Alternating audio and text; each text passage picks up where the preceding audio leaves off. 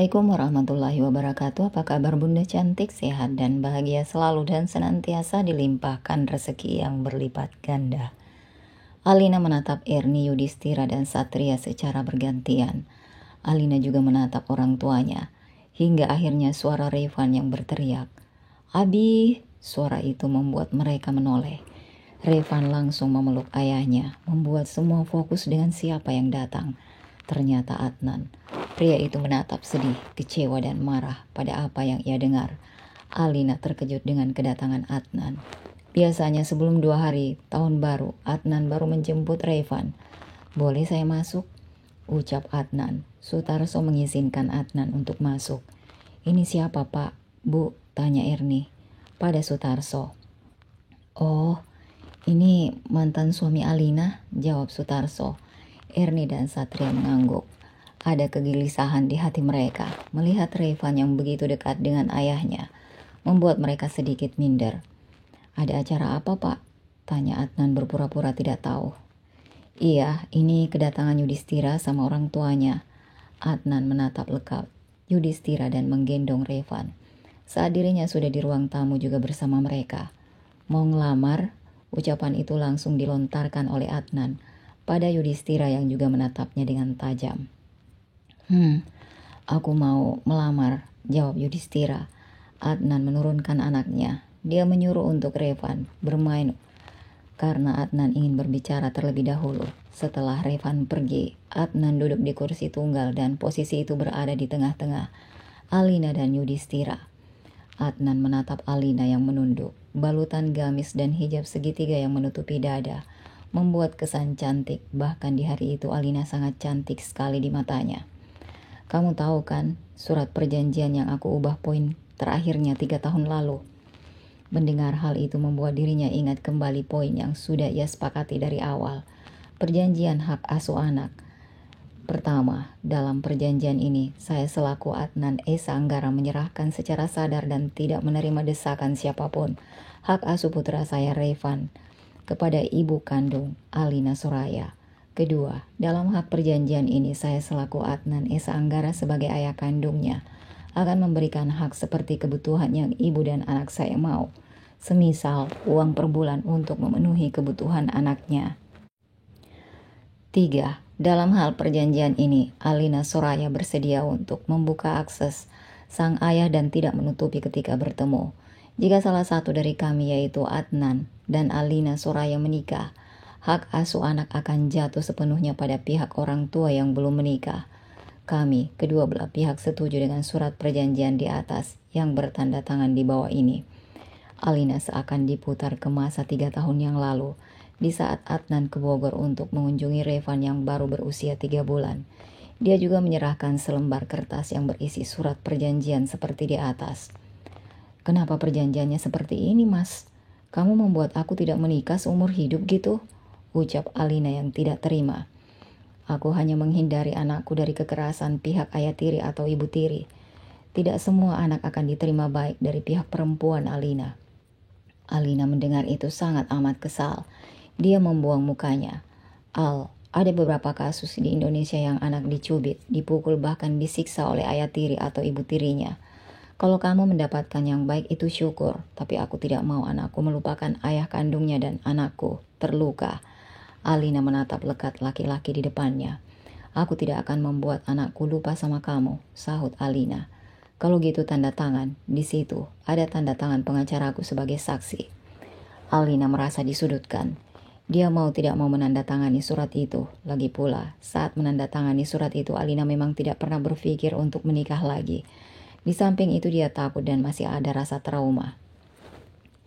Alina menatap Adnan. Memang perjanjian ini tidak ada yang tahu kecuali mereka berdua. "Kamu buat perjanjian hak asuh anak, Al?" tanya Rosmala. Alina berdehem. "Iya Bu, maaf, aku dari awal tidak memberitahu ibu dan bapak." Adnan menatap Alina. Untungnya surat itu masih tersimpan rapi aslinya. Memang setiap orang tua pun mempunyai batas privasi terhadap sang anak. Seperti sekarang Alina membuat keputusan untuk menjaga anaknya yang terbaik bersama mantan suaminya. "Memang apa yang diubah?" tanya Rosmala. Poin terakhir yang awalnya Mas Adnan akan menuntutku jika terjadi sesuatu dengan Revan, tapi aku tidak terima dan akhirnya meminta Mas Adnan mengubahnya. Lalu diubah seperti apa isinya? Kalau salah satu dari kami menikah, Revan akan dibawa oleh pihak yang belum menikah, jawab Alina pelan. Yudhistira yang mendengar itu tentu tidak suka dengan tindakan Adnan. Kamu takut aku tidak menyayangi Revan? Tanya Yudhistira. Memang ada ya yang salah kalau seorang ayah kandung melindungi putranya. Kamu egois sekali Tuan Adnan. Pantas Alina tidak bisa membuka hati lagi untukmu. Adnan yang mendengar itu sangat marah. Dia menarik kera baju yang dikenakan oleh Yudhistira. Semua yang melihat itu menjadi panik. Sutarso dan Satria berusaha untuk melepaskan mereka sebelum keduanya memberikan pukulan. Mas, sudah, cukup, pekik Alina pada Adnan. Adnan menatap Alina melihat mata perempuan itu sudah merah, menahan tangis membuatnya terdiam. Emosinya sekarang benar-benar mudah untuk tersulut. Adnan juga jadi mudah, berubah mood ketika bekerja dan melampiaskan pada karyawannya. Dulu saat Alina masih bersamanya, perempuan itu yang senantiasa mengusap dadanya sebelum pergi bekerja dan memberikan nasihat-nasihat. Tapi saat kehilangannya lalu menjalankan kehidupan bersama dengan Vita, yang tidak memberinya kenyamanan dan menyakitinya membuat Adnan berubah 180 derajat. Bisakah kamu pergi dari sini? Kamu sudah menghancurkan semuanya. Bahkan kamu berani melakukan hal yang tidak seharusnya kamu lakukan pada orang yang bahkan kamu tidak mengenalnya, ucap Alina dengan dada bergemuruh yang masih menahan emosinya. Adnan melepaskan cengkraman itu. Dia menatap Alina yang kini menunduk dan mengusap sudut pipinya dengan sedikit terisak. Maaf Mas Yudhistira, maaf Bu, maaf Paman atas apa yang terjadi saat ini. Saya tidak bisa memberi jawaban apapun untuk sekarang. Dan maaf juga atas apa yang dilakukan oleh mantan suami saya. Alina bertutur dengan menunduk, menatap mereka bertiga saja membuat sangat malu. Di sisi lain Alina sedih, dia baru ingat tentang perjanjian itu. Alina bergegas untuk membawa Revan yang sibuk bermain ke kamar anaknya itu. Biarkan orang tua Alina yang menyelesaikan ini semua. Alina sudah lelah dengan sikap Adnan yang sudah membuatnya menderita. Mau sampai kapan kamu menyakiti Alina, Ad? Tanya Rosmala. Maksud ibu, kamu sudah bukan bagian dari hidup Alina. Bahkan sudah seperti sekarang aja, kamu masih menyakitinya dengan memperalat Revan yang menjadi jaminannya. Kamu sudah tahu kelemahannya, Revan bukan? Keluarga Yudhistira yang masih termangu mendengar itu. Kamu yang sudah membuat Alina kehilangan salah satu anaknya. Kamu juga yang dipercaya Alina untuk bisa menjaga Revan dengan baik. Selama ini, apa Alina pernah menuntutmu? Adnan termangu. Apa anak ibu dulu menyakitimu? Apa anak ibu yang meminta cerai padamu saat semua keluargamu tidak menerima anakku? Apa saat kecelakaan itu, anak ibu menuntutmu? Apa sekarang, 3 tahun berlalu anak ibu membatasi kamu ketemu dengan putra kalian? Rosmala tidak bisa menahan air matanya jatuh. Mau seberapa lagi luka yang kamu torehkan sama anak ibu, Ad? Kamu, seberapa lagi, ha? Rosmala tidak bisa menahan air matanya. Adnan benar-benar terdiam. Yudhistira menatap Adnan dengan tatapan nyalang. Di matanya Adnan adalah pria pengecut. Dia berani mengancam Alina dengan kelemahannya yaitu Revan. Tiap malam Alina selalu menangis. Ibu awalnya tidak mengerti kenapa dia menangis. Ibu juga beranggapan bahwa Alina hanya capek bekerja karena butiknya sudah besar sekarang. Tapi untuk sekarang ibu mengerti kenapa dia menangis setiap malam. Adnan menunduk. Dia membayangkan Alina menangis di bawah selimut. Ternyata dia terlalu takut untuk kehilangan Revan karena ancaman kamu yang berkedok perjanjian itu. Hampir setiap malam dia menangis, Ad. Kamu tidak membayangkan sakitnya anak ibu, traumanya, sampai menutup hatinya, rapat-rapat pada pria lainnya dan kamu tidak sadar jika Alina melakukan itu padamu juga. Sutarso memegang kedua pundak istrinya. Alina sampai tidak mau mengenal laki-laki manapun. Sempat Rosmala membawa Alina untuk bertemu temannya dan ingin menjodohkan tapi hasilnya nihil. Ini sebabnya Alina selalu fokus pada pekerjaannya. Ini sebab utamanya adalah perjanjian yang mereka buat bersama. Alina sampai menahan perih dengan kesendiriannya selama 3 tahun lebih. Maafkan Adnan, Bu, jika semua itu menyakiti Alina. Rosmala melepaskan tangan suaminya di pundaknya. Jelas itu menyakiti anakku. Apa kamu tidak berpikir bahwa selama ini kamu sudah menyiksa batinnya? Dada Rosmala naik turun. Bahkan baru sekarang kamu menyadarinya. 3 tahun Adnan, kamu mengunci Alina. Ibu mana yang tidak marah? Jika orang asing, terlebih mantan suaminya sendiri yang bikin dia seperti itu. Sentak Rosmala. Erni Satria dan Yudhistira melihat mata Rosmala yang emosi. Erni saja paham ketika posisinya sekarang ditempatkan pada Rosmala. Sakitnya seorang anak bisa dirasakan oleh ibunya sendiri. Baru kali ini Erni bertemu manusia seperti Adnan yang sekejam itu, melemahkan lawannya terlebih seorang yang pernah hadir dalam hidupnya. Adnan mencoba untuk tetap tenang. Rosmala terus menangis dan Sutarso mencoba menenangkan istrinya itu. Erni juga menenangkan Yudhistira. Ini sebabnya Alina dari dulu tidak menerima perasaannya. Sedih rasanya menjadi Alina itu yang dirasakan semua orang yang melihat keegoisan mantan suami Alina. Sekarang kamu pergi dari sini. Tapi Bu, saya ingin menjemput Revan. Tidak ada. Kalau seperti ini membuat Revan tidak usah bersama kamu. Serga Rosmala. Adnan menelan salivanya melihat mata Rosmala yang marah. Dia cukup malu dengan apa yang sudah terjadi siang ini. Rencananya untuk menjemput Revan tapi malah mendengar Alina dilamar membuatnya sangat marah sekali. Adnan akhirnya pulang dengan tidak membawa Revan. Tidak lama dari itu Rosmala meminta maaf apa yang terjadi tadi pada keluarga Yudhistira dan akhirnya mereka pamit untuk pulang. Rencana untuk melamar Alina menjadi tertunda, tapi di sisi lain, keluarga Yudhistira memakluminya. Setelah semuanya pergi, Rosmala memasuki kamar Revan, melihat Alina terduduk di ujung kasur Revan. Ibu sama bapak pasti kecewa sama Alina ya, tanya Alina. Rosmala mendekati anaknya. Jelas ibu sangat marah karena kamu tidak berunding dulu sebelum mengambil keputusan itu. Memang hak Revan ada pada kalian, tapi ada baiknya kamu meminta pendapat kami agar tidak ada kejadian seperti tadi dan kamu akan bahagia, Alina. Alina tersenyum kecil, matanya berkaca-kaca, menandakan dia sudah sadar karena sekarang diperalat oleh mantan suaminya itu. Dia membuatnya sangat takut. Dia juga menyebabkan menutupnya hati Alina rapat-rapat. Kamu jangan lemah. Selama ini kamu tidak mengurus hak asuh kan? Kalian hanya bikin perjanjian sendiri dan tidak melibatkan hukum. Kamu bisa menuntut hak asuh itu. Kita bisa membantu kamu dengan pengacara. Alina menunduk. Tapi Bu, aku sudah menandatangani surat yang berisi tanda tangan pengacara Mas Adnan sebagai saksi. Kita bisa berjuang, Alin. Ibu dan bapak percaya mantan suamimu tidak sejahat itu. Dia hanya gelap mata karena dia masih ingin kamu kembali. Ucap Sutarso. Rey, maafin Mama ya. Mama tidak bisa tepatin janji untuk mengembalikan keluarga kita yang utuh. Rey gak marah kan? Kalau suatu saat nanti apapun keputusan yang Mama ambil, Rey bisa terima itu karena semua ini demi kita. Keesokan harinya, Alina berkonsultasi dengan pengacara keluarga yang bernama Sandra.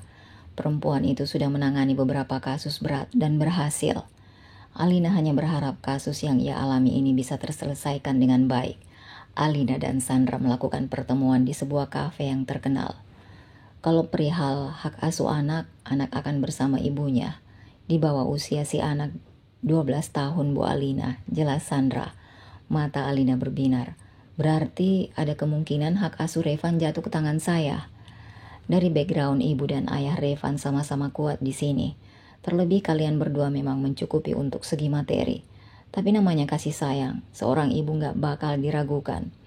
Sandra juga menjelaskan bahwa Adnan harus datang ke persidangan. Tapi Mbak, apa Mas Adnan harus tahu tentang ini? Apa tidak sebaiknya ditutupi saja? Penggugat dan tergugat harus hadir, Bu. Jadi kedua orang tua Revan harus ada. Alina memejamkan matanya. Dia lagi-lagi harus berhadapan dengan Adnan. Mau tidak mau Alina akhirnya menerimanya. Adnan yang sedang terdiam di dalam kamar itu membuat Yunita bingung. Melihat tingkah anaknya sepulang dari rumah Alina. Yunita membuka kamar Adnan. Kok kamar berantakan sih Ad? Kamu kenapa? Adnan hanya diam. Dia tidak menanggapi ucapan sang ibu. Adnan, Mama nanya tuh dijawab. Kamu pulang dari Bogor juga gak bawa apa-apa. Adnan tetap bergeming. Dia menghiraukan teriakan ibunya. Adnan masih bergelut dengan pikirannya sendiri. Ad, Mama tuh nanya, Revan kemana? Untuk sekarang, biarin Revan tahun baruan sama Alina mah, sahut Adnan. Yunita mengerutkan dahinya. Dia mencoba untuk meninggalkan Adnan yang sepertinya sedang banyak masalah. Atau mungkin Adnan dan Alina bertengkar lagi, sampai Revan tidak jadi ke Jakarta. Yunita ingin sekali protes dengan Alina. Menurutnya ini sudah tidak adil karena tahun baru yang seharusnya bersama cucunya malah tidak terlaksana. Yunita bergegas untuk menelpon Alina. Halo Alin? Iya mah, kenapa? Kenapa Revan tidak ke Jakarta? Kamu menyuruh Adnan untuk tidak membawanya, ha? Enggak mah, Alina dan Mas Adnan sedang bermasalah kemarin. Maaf untuk sekarang Alina nggak bisa lagi untuk mengizinkan Revan ke sana. Maksudnya? Apa Revan tidak boleh bersamanya? Apa yang sebenarnya terjadi? Kalau Mama ingin tahu apa yang terjadi, bicara saja sama Mas Adnan mah. Maaf, untuk kali ini Alina harus tegas sama anak Mama. Yunita mendengar hal itu sepertinya masalah mereka serius sekali. Sampai Alina tidak mengizinkan Revan untuk bertemu mereka. Kamu sedang bertengkar dengan Alina? Tanya Yunita. Iya, jawab Adnan singkat. Alina sampai bilang ke Mama kalau Revan tidak diizinkan lagi untuk bertemu kamu. Sebenarnya apa yang kamu lakukan lagi, Ad? Adnan benar-benar tidak habis pikir. Alina sampai membatasinya sekarang. Adnan mencoba untuk paham. Dia sudah merenungi dari semalam apa yang selama ini ia lakukan. Pada Alina sungguh menyakitkan. Kemarin Alina dilamar. Yunita langsung terkejut. Sama siapa? Dokter Yudhistira. Tapi karena aku gelap mata dan menghancurkan semuanya. 3 tahun lalu mah, Adnan dan Alina membuat perjanjian tentang hak asuh anak tanpa melibatkan hukum. Adnan pikir semuanya akan terkendali. Alina akan terus bersama aku jika terikat dengan perjanjian itu. Nyatanya semuanya tidak mah. Adnan menyakitinya. Memang isinya apa? Yang Mama tahu, memang Alina yang menyuruhmu untuk bikin surat perjanjian. Kami hanya tidak tahu saja isinya. Jika salah satu dari kami menikah, Revan akan jatuh ke pihak yang belum menikah. Tujuanku hanya satu mah, aku tidak mau kehilangan Alina dan Revan. Yunita benar-benar terdiam, dia kehabisan kata-kata. Jelas ini semua menyakiti Alina sampai akhirnya perempuan itu membuat keputusan untuk Adnan dan Yunita menemui Revan lagi sementara waktu. Kamu gak bercanda, Ad? Adnan menggelengkan kepalanya. Sifatmu, Ad, persis seperti papamu. Kamu jelas menyakiti Alina dan kamu akan kehilangan Revan untuk selamanya. Jika Alina bertindak tegas padamu, kamu mau? Tidak, makanya. Sebelum bertindak itu pikirkan dulu, gara-gara kamu, Mama bisa kehilangan Revan, tahu nggak? Ucap Yunita dengan dadanya yang menahan emosi. Yunita mengusap wajahnya, dia benar-benar tidak habis pikir dengan anaknya yang berubah. Sifatnya sekarang mirip sekali dengan Derial, egoisnya pun sama. Darah Adnan yang mengalir kuat itu, milik Derial. Walaupun Adnan anak yang penurut, tapi kalau ingin sesuatu harus sampai dapat. Suara ketukan pintu rumah membuat Alina beserta keluarganya mengalihkan pandangannya. Alina bergegas membukanya yang ternyata itu adalah Yudhistira. Mas Yudhistira? Yudhistira tersenyum. Alina tidak menyangka bahwa pria itu masih bertamu ke rumahnya. Padahal kondisi kemarin benar-benar merusak tujuannya ke rumahnya. Ada Revan? Tanya Yudhistira. Alina mengangguk dan menyuruhnya untuk duduk. Om ganteng, seru Revan yang ternyata sudah keluar dari kamarnya. Yudhistira memeluk bocah itu. Alina benar-benar bingung pada sikap Revan yang tentu sangat berbeda dengan temannya, Abimanyu. Om bawa apa? Tanya Revan melihat tangan kanan pria itu memegang sesuatu. Burung buat kamu? Mau dirawat? Tanyanya lagi. Revan melirik ibunya. Selama ini Revan tidak pernah memelihara hewan terlebih burung. Punya kucing pun itu kucing liar yang tidak menetap di rumah. Revan juga suka sekali memberi kucing itu makan kalau ada di rumah. Boleh mah? Tanya Revan. Kamu bisa merawatnya? Revan melirik pada Sutarso. Dan Sutarso tergelak tawa mengerti maksud pandangan cucunya. Itu yang ingin meminta bantuannya. Bisa kan kek? Sutarso mengangguk. Burung biru itu sudah berada di tangan Revan sekarang dan membuat bocah itu sangat amat senang. Sutarso dan Rosmala meninggalkan Alina dan Yudhistira untuk mengobrol. Revan juga langsung ke halaman belakang bersama kakeknya. Katanya kamu ingin mengambil tindakan tegas sama Adnan? Tanya Yudhistira. Iya mas, aku ingin memperoleh hak asuh Revan. Yudhistira tersenyum. Dia juga benar-benar tidak sabar masalah ini segera beres. Mas, kamu bisa menerima apapun keputusanku nanti kan? Yudhistira menatap lekat perempuan di hadapannya. Alina yang sedang ditatap itu mengalihkan pandangannya pada Revan. Apapun yang terbaik, apapun yang membuat kamu bahagia. Aku akan menerimanya, Alina. Tapi yang aku harapkan kamu bisa menerimaku. Alina menatap pria itu dengan tatapan menyenduh. Kamu juga harus bahagia, Mas. Kamu bahkan harus lebih bahagia. Kamu orang baik, ujar Alina dalam hatinya. Sementara itu Adnan, apa ini? Gumam Adnan yang membuka amplop coklat itu. 2 hari menuju tahun baru, Adnan yang berkutat dalam banyak dokumen perihal kerjasama, serta beberapa hal yang harus ia urus itu akhirnya terganggu dengan ketukan pintu ruang kerjanya, menampilkan sekretaris yang mengirim suatu surat dari pengadilan. Apa tujuannya? Kenapa sekarang dia menggugat semuanya? Adnan mencoba untuk membaca kembali. Alina mengambil tindakan tegas untuknya. Selama ini mungkin Alina terlalu banyak diam dan menurutinya. Ancamannya waktu itu ternyata benar. Mantan mertuanya itu sukses membuat Alina sekarang memberontak. Adnan menelpon Alina dan meminta untuk bertemu di sebuah kafe yang ada di Bogor. Baginya jarak tak masalah karena persoalan ini Adnan benar-benar ingin tahu sekali. Menempuh jarak 1 jam lebih, akhirnya Adnan sampai. Alina yang sedang fokus dengan iPad dan secangkir kopi itu membuat mengalihkan pandangannya pada sosok pria yang berdiri di hadapannya. Pesan dulu, Mas, ucap Alina yang meletakkan iPad-nya di meja. Alina mengangkat tangannya seraya memanggil karyawan. Hot coffee vanilla latte 1, kata Alina. Apa yang mau kamu bahas? Adnan berdehem dan menyerahkan amplop coklat itu. Kamu udah nerima? Maksud kamu apa? Di situ sudah jelas apa maksudku, Mas. Aku hanya ingin hidup tenang bersama Revan. Adnan menatap tajam perempuan itu di hadapannya. Revan juga anakku. Alina pun sama menatap tajam pada Adnan. Aku sudah lelah, Mas. Kita sudah tidak bisa seperti dulu. Kamu juga sudah berubah. Kamu tidak sadar itu. Kamu mengancamku. Kamu menghasut Revan agar keluarga kita utuh kembali. Selama ini, Mas, selama Revan bisa bicara dan sebelum aku izinkan menginap bersama kamu itu, dia tidak pernah membahas keluarganya yang utuh kembali. Kamu amat sukses membangun impian Revan membuat aku tidak bisa berkata-kata.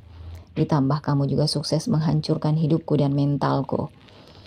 Mau kamu sakiti aku seberapa lagi? Mau menghancurkan impian Revan seberapa lagi, Mas? Adnan menatap mata Alina yang berlinang di pelupuk mata. Saat pernikahan dulu, Alina sangat bahagia bersamanya. Tapi Revan butuh keluarga yang lengkap, Alin. Aku tahu. Aku sangat tahu, Mas. Sekarang aku bisa menjadi sosok ibu sekaligus ayah untuk Revan. Dan itu tanpa kamu. Dulu aku pikir tidak mau menghilangkan figur itu pada kamu. Tapi sikap kamu sekarang keterlaluan. Adnan mencengkram rambutnya. Dia menahan agar tidak berteriak di kafe itu. Tolong, biarkan aku dan Revan bahagia, Mas. Aku tidak akan menghapus figur kamu sebagai ayah. Dan aku hanya ingin hidup tenang untuk sekarang tanpa ada ketakutan. Ucap Alina. Adnan mengusap tangan yang begitu mungil di punggung tangannya sendiri. Sentuhan itu sudah sangat amat lama tidak dirasakan oleh Adnan. Tangan yang sudah berhasil meredam amarahnya dan keegoisannya. Kamu tidak akan memberi aku kesempatan lagi. Maafkan aku. Aku sangat tahu Mama Yunita sudah menerimaku kembali. Tapi keputusan aku untuk kembali denganmu tidak bisa, Mas. Jawabnya. Adnan mencengkram tangan Alina dengan kuat. Tapi tentu dia tidak memberi rasa sakit. Aku tidak akan datang ke pengadilan agar hak asuh itu jatuh ke tanganmu. Aku tidak akan mengganggumu. Tapi aku mohon, bisa Revan tahun baru bersamaku dan keluargaku. Alina menatap iba mata Adnan yang penuh permohonan. Tentu sebagai seorang ibu tidak mau anaknya kecewa. Terlebih kemarin Revan tantrum ketika tahu dirinya tak bisa tahun baru bersama ayahnya.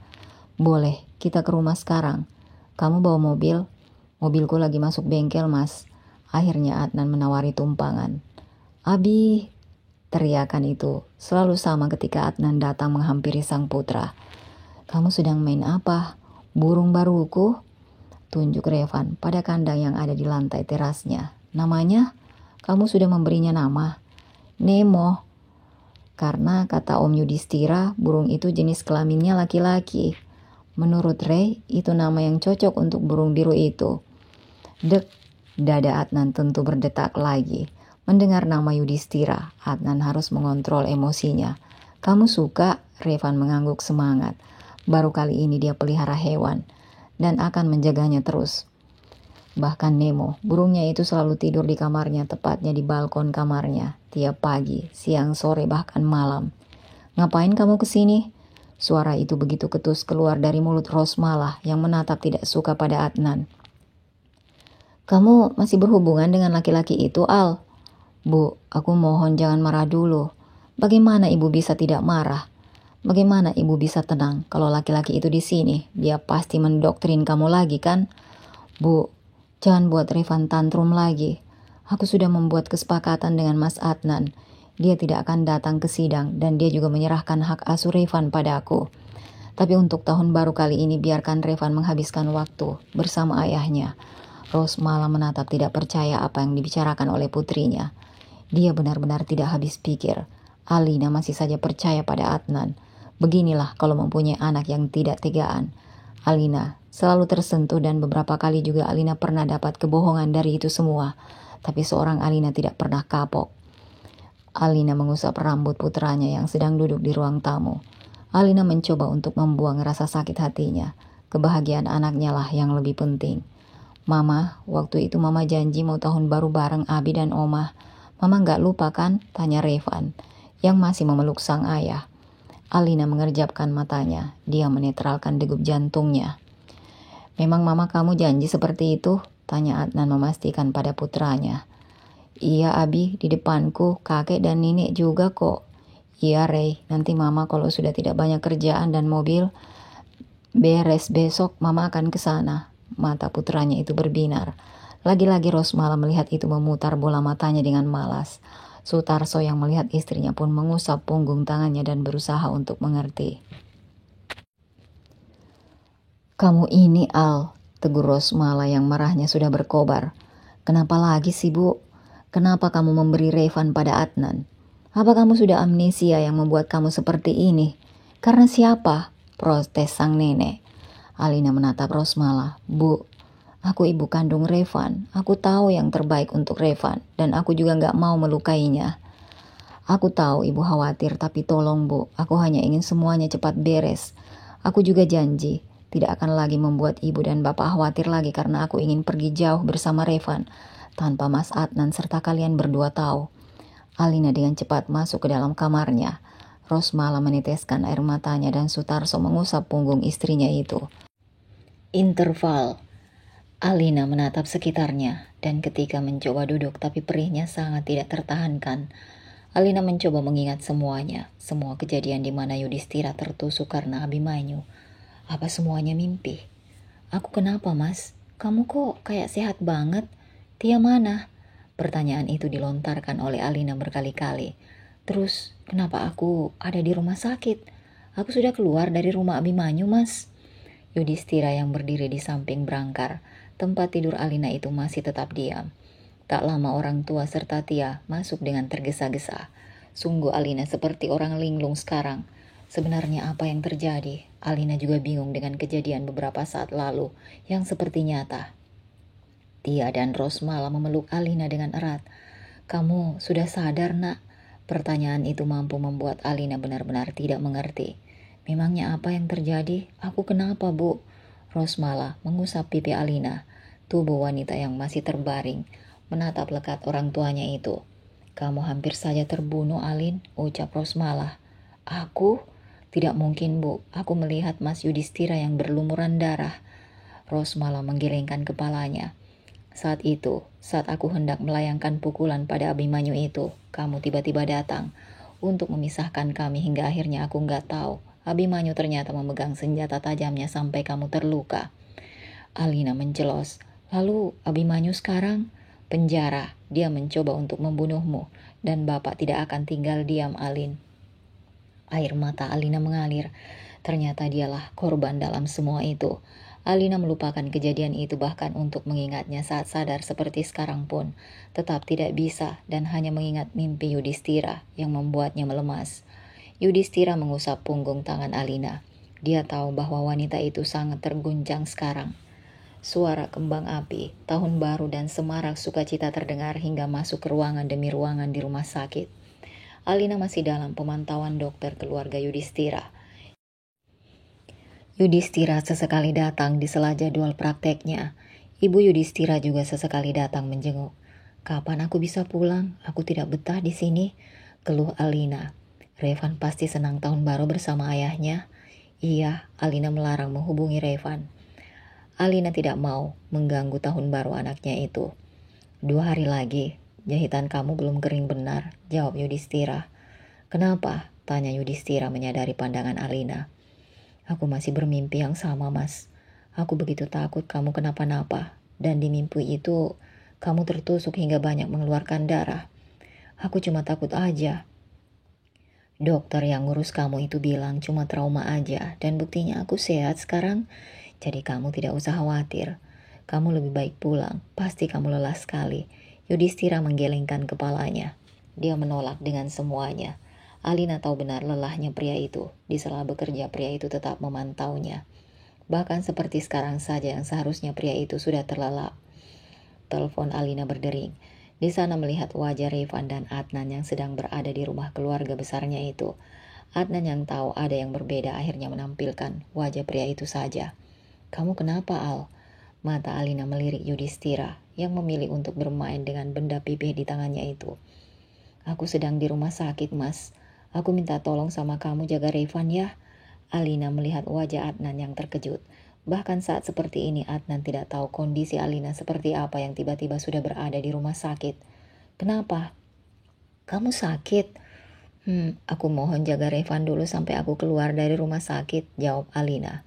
"Aku dan Revan akan ke sana. Bisa kirim nama rumah sakitnya apa?" Alina menghembuskan nafasnya. Alina tetap melarang Adnan untuk datang, tapi entahlah, Alina sangat amat tahu sikap mantan suaminya itu. Yudhistira mendekat setelah tidak mendengar suara Adnan lagi. "Mau makan gak?" tanya Yudhistira. Alina menggelengkan kepalanya. Tentu perut wanita itu sekarang mual, mungkin efek operasi yang berlangsung kemarin. "Kenapa kamu larang mantan suami kamu ke sini?" "Aku hanya tidak ingin Revan khawatir, Mas. Sepertinya dia lagi senang sekali tahun baru bersama ayahnya." Bibir Yudhistira menipis. Melihat perjuangan Alina memang tidak main-main. Alina juga tidak mau Revan kekurangan kasih sayang ayah kandungnya. Apa nantinya Yudhistira bisa menjadi sosok ayah yang baik juga? Alina kembali menatap luar jendela, yang dimana banyak kembang api yang bertebar di langit yang sudah gelap. Kenapa Abimanyu begitu berubah? Kenapa laki-laki itu tega melakukan semua itu? Alina bahkan bertekad jika sembuh ingin sekali meminta keterangan dari mulut pria itu. Walaupun Tia sudah menjelaskan semuanya dengan terperinci, karena perempuan itu juga sudah ada di sana sejak awal. Adnan yang selesai menelpon Alina, raut wajahnya berubah menjadi khawatir. "Kamu kenapa, Ad?" "Alina masuk rumah sakit." "Kok bisa? Mama tidak dikabarin loh." Adnan mendesah. Bagaimana bisa dia mengabari? Dia aja melarang aku untuk datang karena takut Revan khawatir. "Dara?" panggil Yunita. Saat melihat ponakannya yang seumuran dengan Adnan, mata Adnan teralihkan pada sepupunya itu, sepupu jauh, lebih tepatnya tapi wanita itu sangat dekat dengan keluarga kami. Dulu Dara tidak pernah absen jika berkumpul dengan keluarga besar. "Iya tante," sahut Dara yang menghampiri Yunita. Perempuan berkulit putih bersih, rambut yang ikal namun tidak mengembang, panjangnya sebahu, lesung pipi yang membuat kesan manis, serta tingginya sebahu Adnan. "Kamu menginap di sini? Besok temani Adnan ke Bogor ya." Dara terperangah dan menatap Adnan yang mencebikkan bibirnya. Dara sangat tahu pria itu sangat tertutup dan tidak mau berdekatan dengan wanita manapun. "Kan ada Revan tante." Baru juga Yunita ingin menyahut omongan Dara. Tiba-tiba Adnan langsung menyerobot berbicara. "Mah," tegur Adnan dengan wajah yang marah. "Aku bisa sendiri. Selama ini juga aku ke Bogor sendiri dan kenapa harus sama Dara? Apa mama menjodohkan aku lagi?" "Dara bahkan sepupuku, Mah." Yunita yang terkejut dengan bentakan Adnan itu seketika terdiam. Padahal memang benar Yunita sudah lama tidak melihat senyum anaknya, dan baru tadi anaknya tersenyum. Dara membuat hati sang ibu menghangat, rasa ingin menyatukan itu hadir lagi. "Sebaiknya kamu tidak usah menginap. Aku bisa sendiri ke Bogor," cetus Adnan pada Dara. Kenapa pula Yunita ikut campur lagi dengan hidup Adnan yang sudah berantakan seperti ini? Bahkan mengenal wanita lain pun Adnan sangat enggan sekali. Yunita menatap wajah Dara yang sedih. mengusap pundak wanita itu. "Maafkan Adnan ya," bisik Yunita. Keesokan harinya Adnan yang tadinya tidak mau membawa Revan, tapi anak itu merajuk. Dia terus tidak mau melepaskan pelukan dalam gendongannya, membuat sang ayah itu menghembuskan nafasnya. Kalau dibawa pasti Alina akan sangat marah. Tapi bodohlah. Revan duduk di karsit kursi penumpang. Anak itu terus berceloteh. Tujuannya kemana? Dan Adnan terus diam, tak ingin memberitahu apapun. "Abi, kita mau kemana? Abi mau meluangkan waktu. Abi tidak sayang pada aku ya? Padahal Rey masih ingin bersama Abi." Adnan hanya terus fokus menyetir. Dadanya masih bergemuruh menahan kekhawatiran walaupun Alina terlihat baik-baik saja saat ditelepon malam hari kemarin. "Mama!" teriak Revan yang begitu nyaring. Berlari kecil masuk ke dalam ruangan yang hanya ada Alina di sana.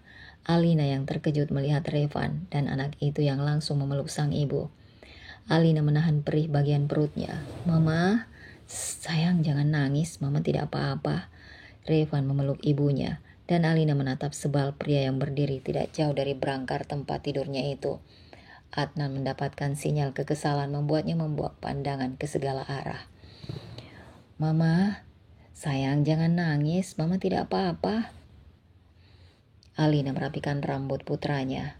"Tidak, Mama hanya tidak enak badan saja kok sayang," jawab Alina dengan tersenyum.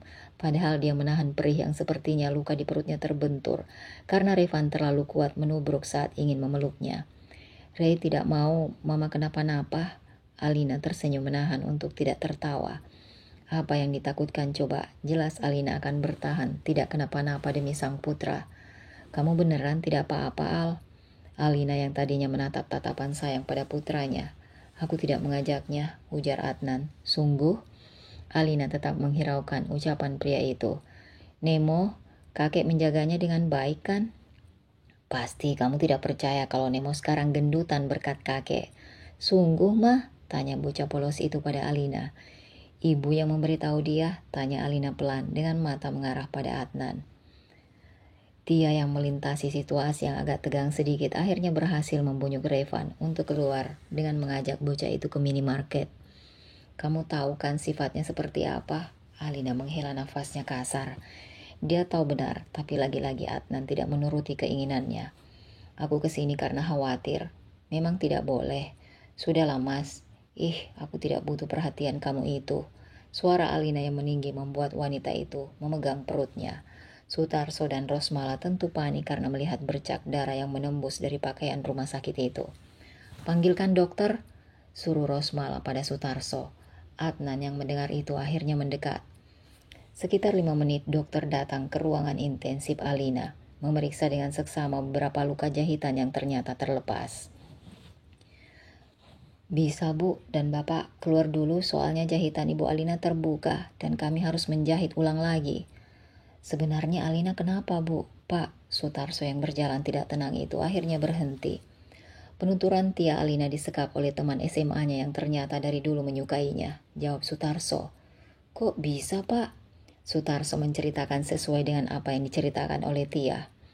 Yudhistira mengenai penusukan juga ia ceritakan dan tentang Abimanyu juga begitu menyukai Alina. Adnan sangat amat serius mendengar rinci demi rinci kejadian itu.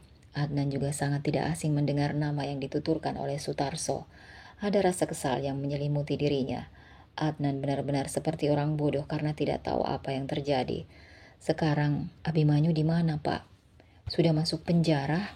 Sutarso mengangguk. "Tentu sudah. Bapak tidak akan tinggal diam kalau ada seseorang yang mengancam nyawa anak Bapak." Adnan hanya terdiam. Dia ingin sekali bertemu dengan pria yang sudah membuat mantan istrinya seperti itu. Ingin sekali memberi hadiah pada wajah pria psikopat itu. Dokter akhirnya keluar ruangan dan memberitahu bahwa luka yang ada di perut Alina sudah dijahit kembali. Setelah keluar dari rumah sakit, Alina menatap kedua orang tuanya. Alina juga tahu tubuhnya masih tidak fit, tapi demi penasarannya akan sesuatu yang masih mengganjal di hatinya, membuat Alina memberanikan dirinya. "Aku ingin bertemu dengan Abimanyu." Mendengar ucapan putrinya, Rosmala menghentikan aktivitasnya. "Apa ibu tidak salah dengar?" tanya Rosmala. "Tidak Bu, tidak salah dengar." Sutarso bangkit dari duduknya dan berdiri di samping Rosmala. Boleh Bapak kasih saran? Saran apa? Jangan temui pria itu. Pria itu sangat berbahaya, nak. Jawab Sutarso. Alina menatap lekat orang tuanya. Memang ada rasa takut dan trauma akan semua keganjilan ini. Alina ingin minta keterangan dari sudut pandang Abimanyu. Alina juga ingin mendengar apa yang Abimanyu katakan. Bapak bisa menjaga aku. Aku hanya ingin tahu saja, Pak, seperti apa keadaannya sekarang. Bisa kan, Pak, mengantarku? Sutarso akhirnya mau untuk mengantar Alina. Bersiap-siap dengan waktu yang masih menunjukkan jam 9 pagi, Sutarso memapa Alina masuk ke dalam mobil. Kalau kamu diapa-apain sama dia, kamu teriak ya. Bapak serius loh, Al, seru Sutarso. Bapak Abimanyu ditahan polisi dan bagaimana bisa dia melakukan macam-macam padaku? Sutarso bergeming. Ada benarnya juga apa yang dikatakan Alina, bahwa laki-laki penjahat itu sudah mendekam di penjara. Tapi Alina harus waspada dari apapun dan seaman apapun. Setelah setengah jam mereka berdua sampai di kantor polisi, disambut oleh beberapa polisi yang berjaga, serta jam jenguk yang masih tersedia sekitar beberapa jam lagi, membuat mereka berdua diperbolehkan untuk masuk. Abimanyu, ucap Alina, yang melihat Abimanyu mendekati tempat duduknya bersama sang ayah. Abimanyu menatap Alina yang duduk di kursi roda. Rasa bersalah menyelimuti hatinya dan terlihat wajah Abimanyu memerah menahan tangis karena bagaimanapun Alina bagian dari hidupnya, walaupun tidak pernah bisa dimiliki. Saya tidak mau bertemu dengan mereka, Pak, ucap Abimanyu pada polisi yang di sampingnya. Mendengar hal itu membuat Alina gelagapan. Alina berupaya untuk mencegah sang ayah tidak masuk ke dalam sel lagi. Pak polisi, bisa jangan masukkan Abimanyu ke dalam sel dulu, ucap Sutarso. Mendengar itu Abimanyu mendesah pelan. Anak saya ingin bicara dengannya sebentar, lanjut Sutarso. Polisi pun tetap memborgol tangan Abimanyu dan mendudukkannya tepat di depan Alina dengan jarak 2 meter. Polisi tahu bahwa yang duduk di kursi roda itu korban Abimanyu. Kamu apa kabar? Tanya Alina dengan pelan. Abimanyu yang mendengar itu berdecih, pandangannya menyendu dan berkaca-kaca, menatap wanita yang masih saja baik padanya. Jangan baik padaku, aku sudah berupaya untuk membunuhmu. Apa kau tidak sadar itu, ha? Alina menatap Abimanyu dengan jarak 2 meter. Apa salahnya aku bertanya seperti itu? Aku kesini hanya ingin tahu keadaanmu dan aku tahu kamu tidak akan lama ditahan seperti ini karena kekuatan keluarga serta harta yang kamu miliki, Abim. Abimanyu kembali menatap Alina. Mata berwarna coklat terang itu sangat indah, dengan balutan hijab yang perempuan itu kenakan. Aku baik. Bagaimana kabarmu? Alina tersenyum samar. Seperti yang kamu lihat. Lalu apa mau kamu dengan mendatangi seorang pembunuh sepertiku? Alina menelan salivanya. Aku hanya ingin tahu kejadian itu sangat cepat sekali dan hingga sekarang aku tidak ingat apapun. Aku hanya ingin kamu berkata jujur padaku. Itu saja, kamu bisa. Maafkan aku terlalu emosi saat Yudhistira bilang bahwa kamu calon istrinya, hingga akhirnya aku ingin menusuknya. Tapi kamu malah datang untuk melindungi pria itu. Aku hanya iri, Al, pria itu, pria yang mau kau temui saat setelah menikah dengan mantan suamimu dulu itu, bisa memasuki hidupmu. Alina terdiam. Dia menatap mata pria yang sudah memerah itu. Aku yang mengenalmu lebih dulu. Dan aku juga yang kamu sukai dari dulu. Kenapa aku yang susah masuk ke dalam hatimu? Abim, dulu dan sekarang kita tidak dekat. Bahkan kamu menyapaku pun tidak. Dan begitu pun sebaliknya. Aku tidak juga tahu perasaanmu padaku. Dan sedangkan kamu sudah tahu perasaanku. Kamu pria terpopuler saat itu. Begitu banyak perempuan yang lebih cantik dari aku yang tentunya lebih menyukai kamu. Tapi aku maunya kamu, hanya kamu, Alina. Teriakan itu mampu membuat Alina menutup matanya dengan rapat. Polisi yang berjaga akhirnya mengambil alih Abimanyu untuk tidak berbuat tidak-tidak, dan sedangkan Sutarso terkejut dengan apa yang dilakukan oleh pria itu terhadap anaknya secara nyata. Aku memang bodoh. Aku terlalu kaku, tidak menyatakan semuanya. Sampai aku kehilangan kamu dan lihat sekarang. Kamu tidak bersama aku, malah tidak bahagia dengan pilihanmu. Alina membuka matanya. Dia menahan air matanya saat Abimanyu mengatakan bahwa hidupnya sekarang tidak bahagia. Kalau saja, Al, aku yang ada di hidupmu, pasti kamu dan keluarga kecil kita akan bahagia selamanya. Alina terdiam. Dia sudah cukup untuk mendengar itu semuanya. Ternyata apa yang dikatakan oleh Tia dan Yudhistira itu benar adanya. Menurutku pilihanku yang terbaik. Kalaupun kamu datang untuk menjadi bagian hidupku saat itu, kamu akan sama saja dengan Adnan, sama-sama menghancurkan hati dan batinku, kata Alina. Karena laki-laki yang mencintai wanita tidak akan mampu berbuat jahat dan tidak akan menyakiti wanita yang ia cintai. Benar kata Yudhistira, kamu mencintaiku karena obsesi. Dan benar kata bapakku, tidak seharusnya aku datang menemui pria psikopat seperti kamu. Aku mencintai kamu, Alina. Raungan itu terdengar jelas oleh beberapa orang yang ada di sel. Abimanyu memang sengaja ditempatkan berbeda, yaitu ruangan khusus yang lebih mahal biaya selnya. Abimanyu terus menjenggut, rambutnya sendiri, tubuhnya tiba-tiba menggigil sendiri, matanya menatap segala arah. Aku dan kamu tidak akan bersatu. Kamu berusaha apapun, tidak akan bisa. Kamu juga saudara Vita bukan? Perempuan yang kamu suruh untuk menghancurkan rumah tanggaku dan rumah tangga mantan ibu mertuaku. Cara kamu itu begitu menjijikkan. Aku sampai tidak bisa berkata-kata saat tahu semuanya. Ucapan itu terlintas dari mulut Alina sebelum pergi dari kantor polisi. Tidak, itu tidak benar. Aku melakukan itu karena aku mencintai kamu. Kenapa kamu tidak mengerti hatiku? Gumaman disertai oleh isak tangis itu sukses membuat seseorang memperhatikannya sedih serta kasihan. Bima, panggil seseorang yang membuat pria itu menoleh. Pria yang membuatnya hadir di dunia, pria yang masih saja gagah, pria yang tidak memberikan Abimanyu kasih sayang, seorang ayah yang cukup. Lupakan perempuan itu, Papa tidak suka kamu seperti orang gila, cuma gara-gara perempuan yang bahkan mempunyai anak satu. Abimanyu mendekat, dia menatap pria itu dengan tatapan tidak suka. Sejak kapan Papa peduli dengan hidup dan pilihanku? Pria bernama Sandi Dharma Wangsa itu ayah kandung dari Abimanyu. Pria yang jarang terlihat dari Abimanyu kecil. Pria yang katanya menikah lagi dengan cinta lamanya.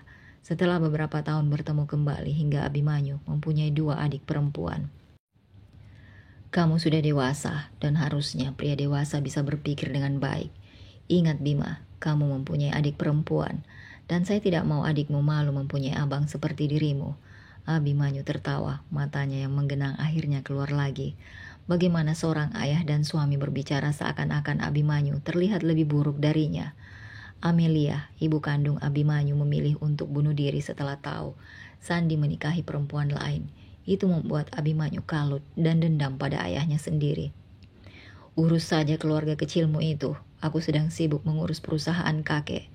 Jangan pernah bicara padaku lagi dan aku tidak butuh bantuan darimu, ketus Abimanyu. Sandi mengetatkan giginya menahan emosi. Memang baik Abimanyu dan Sandi mempunyai harta sendiri-sendiri. Sandi menyerahkan perusahaan ayahnya pada anaknya, yaitu Abimanyu, yang ternyata lebih handal daripada dirinya sendiri. Keesokan paginya, Alina menghadiri persidangan hak asuh. Apa rencana kamu kalau sidang putusan ini jatuh ke tangan kamu? Tanya Sutarso yang fokus mengendarai mobil. Aku akan ke London, Pak. Aku juga mau buka cabang butik di sana, jawab Alina menatap Sutarso dari samping. Apa Bapak keberatan sama keputusanku? Sutarso merenggangkan cengkraman dari setirnya. Tidak, Bapak berpikir itu hal yang bagus buat kamu dan Ray. Alina tersenyum. Dia menatap keluar dari jendela mobilnya. Alina sudah matang-matang memikirkan semuanya. Lalu yang mengurus butik kamu di sini siapa? Tanya Sutarso lagi. Kan ada adik Bapak dan ada Tia. Aku yakin mereka amanah kok. Lagi pula aku juga memantaunya dari sana. Sutarso mengangguk sebagai jawaban dan respon. Ada rasa takut akan kehilangan karena baru kali ini Alina pergi sejauh itu hanya berdua dengan cucunya yang masih kecil. Sutarso tahu betapa mandiri sekali putrinya, tapi ada rasa kekhawatiran yang menyeruak dalam dadanya sebagai orang tua. Tak terasa mereka berdua sampai di tempat persidangan. Alina dan Sutarso lekas datang menemui Tasya. Perempuan itu memberikan penjelasan apa yang akan hakim tanyakan, dan Alina juga diberi jawaban yang tepat oleh Sandra.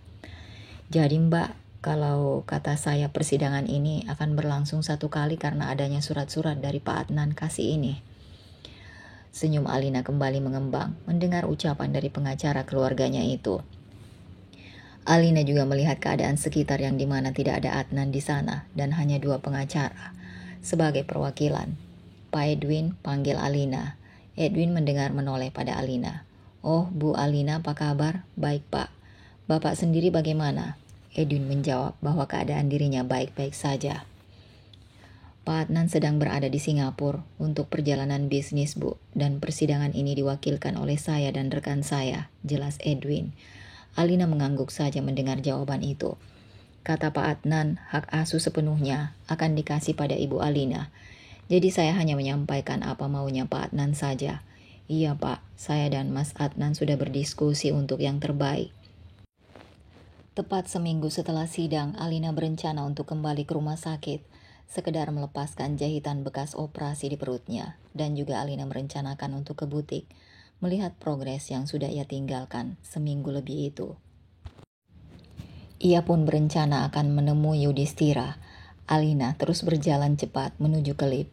Setelah lift sudah ada di depannya, Alina mengatur detak jantungnya yang tidak beraturan sedari tadi di ruang dokter itu. Al, kamu harus move on. Sekarang fokus dengan kebahagiaan kamu sendiri dengan Revan, ucap Alina dalam hatinya. Setelah lift terbuka, Alina menekan tombol G, yang dimana lantai dasar rumah sakit tersebut. Sebuah pesan singkat diterima oleh Alina yang berbunyi, aku tunggu di taman rumah sakit, Al. Aku hanya berharap kamu datang setelah menebus obat. Alina tidak membalas pesan itu, namun dirinya sudah terlanjur janji saat bertemu dengan Yudhistira sebelum masuk ke dalam ruangan Dr. Rina. Setelah menunggu obat sekitar 15 menit, langkah kaki Alina berjalan untuk ke tempat kafe yang berada di dalam rumah sakit itu. Setelah pesan kopi sudah selesai, Alina melangkahkan kakinya menuju taman. Kopi? Ucap Alina, menyerahkan kopi americano pada pria itu, dan membuat Yudhistira menoleh. Buat kamu, lanjutnya lagi. Yudhistira tersenyum dan menerima kopi itu. Sungguh senyum yang mungkin kali ini terakhir dia lihat sebelum dirinya pergi ke London. Alina terus menatap Yudhistira dari samping dan langsung mengarahkan pandangannya pada pemandangan yang sangat amat asri. Aku senang kita bisa bertemu. Seminggu setelah kamu keluar dari rumah sakit, aku disibukkan oleh pasien yang darurat terus-menerus. Alina tersenyum, dia menyeruput minumannya. Aku sibuk juga mengurus butik dan mengurus persidangan hak asuh Ray. Apa hak asuh Ray jatuh ke tangan kamu? Alina mengangguk. Mas Adnan akhirnya menyerah, Mas. Dia menepati janjinya untuk tidak datang ke persidangan dan tidak bikin sidang putusan itu berlarut-larut. Sehingga hanya satu kali saja sidang itu menjatuhkan hak asuhnya padaku. Yudhistira menatap Alina dengan tatapan yang penuh kasih sayang dan sekaligus tidak percaya dengan apa yang sudah ia dengar barusan. Harapan Yudhistira hanya ingin tujuannya bersatu dengan Alina itu terwujud. Al, bisa kasih kesempatan aku lagi untuk masuk ke dalam hati kamu. Kamu tidak perlu khawatir, aku dan ibuku menerima kamu dengan status kamu, apa adanya, dan akan tulus menyayangi Revan seperti ayah kandung serta cucu ibuku. Lanjutnya dengan mata menyenduh. Alina tidak melepaskan pandangan yang begitu dalam dan matanya berkaca-kaca sekarang. Alina tidak mau menyakiti Yudhistira. Alina juga takut jika suatu saat nanti Revan ternyata tidak diterima dalam keluarga suaminya kelak. Tapi untuk Yudhistira yang begitu tulus menyayangi Revan dan ibu yang baik serta keluarganya yang begitu welcome, membuat perasaan Alina menjadi bimbang. Mas, berikan aku sedikit waktu. Aku akan mencoba mempertimbangkannya. Al, ingat ini. Mau sekeras apapun kamu menyuruhku untuk pergi, dan mau sekeras apapun kamu menyuruhku untuk hilang di bumi ini, cintaku sama, tidak akan berubah. Aku akan menyerah jika kamu sudah menikah dengan status yang jelas, baik hukum dan agama. Al, aku tahu kamu mempunyai rasa yang sama. Tapi kenapa susah sekali untuk kita bersatu, ucapnya lirih. Alina menggigit bibir bawahnya, upaya menahan isak tangisnya. Mas, aku akan berangkat ke London, dan aku juga akan membawa Revan. Jika Mas memang serius kepada aku menunggumu di London, Mas. Terima kasih atas semua kebaikanmu. Terima kasih atas semua perhatianmu selama ini. Aku pulang dulu. Sampai ketemu di London. 3 bulan kemudian, Yudhistira akhirnya menyusul Alina ke London. Mereka akhirnya bersatu mengarungi bahtera rumah tangga. Terima kasih Bunda Cantik sudah ikuti kisahnya sampai selesai. Sampai ketemu di kisah yang lainnya.